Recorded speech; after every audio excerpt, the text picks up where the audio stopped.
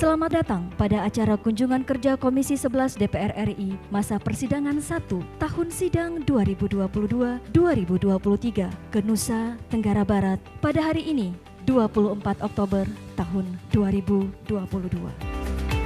Secara umum sektor keuangan saat ini kalau perbankan tumbuh cukup baik, year on year itu kredit tumbuh 10,6%, perbankan juga cukup sehat 25,2%, alat liquid terhadap NCD itu masih jauh di atas 100%, alat liquid terhadap DPK juga di atas 25%.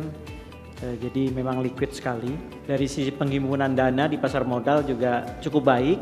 Dari sisi pembiayaan tumbuh sekitar 8,5%, dan dari sisi fintech lending memang outstanding masih kecil, masih 47 triliun, tapi tumbuhnya itu 81%.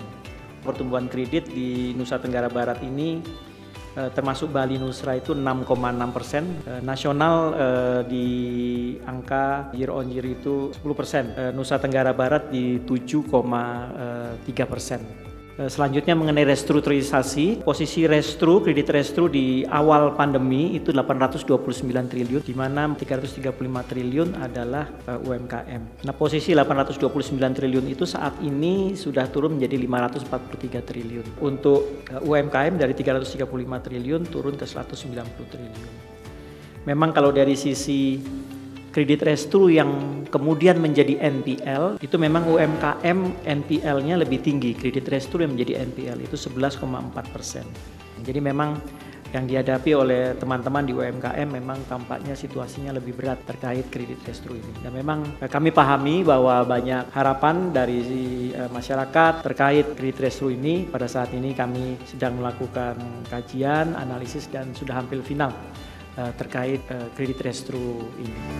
Pemulihan ekonomi Nusa Tenggara Barat tahun sebelumnya berlanjut pada triwulan pertama dan kedua tahun 2022. Ekonomi NTB mampu tumbuh lebih tinggi dari laju pertumbuhan ekonomi nasional dan provinsi lain di regional. Beberapa agenda untuk mendorong perekonomian di Provinsi Nusa Tenggara Barat pada triwulan yang keempat tahun 2022 antara lain mendorong peningkatan investasi, kerjasama pemerintah dan badan usaha terutama pada kawasan-kawasan strategi daerah seperti kawasan ekonomi khusus Mandalika dan kawasan smelter. Untuk mendukung keberhasilan berbagai program di Provinsi Nusa Tenggara Barat tersebut, perlu dukungan berbagai pihak, termasuk diantaranya mitra-mitra Komisi 11 DPR RI,